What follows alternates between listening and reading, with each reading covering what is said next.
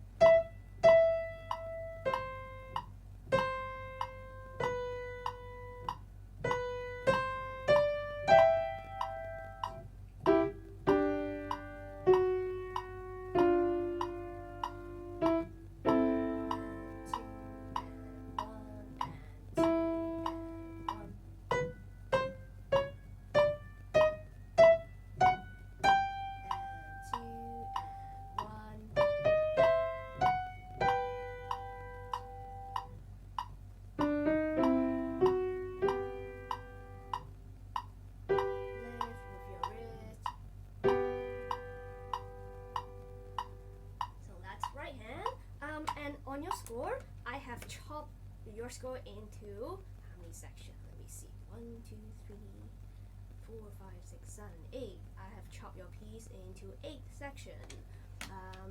I would also suggest if there's any problematic part, take out those specific sections and practice those. Perhaps like go through it a few times before putting it back together. Anyways, so here we go for left hand. Also on 96. Metronome on 96. 1 and 2 and 1 and 2 and. Notice how we need to hold down the bottom because it's a long note. 1 and 2. Hold down pinky.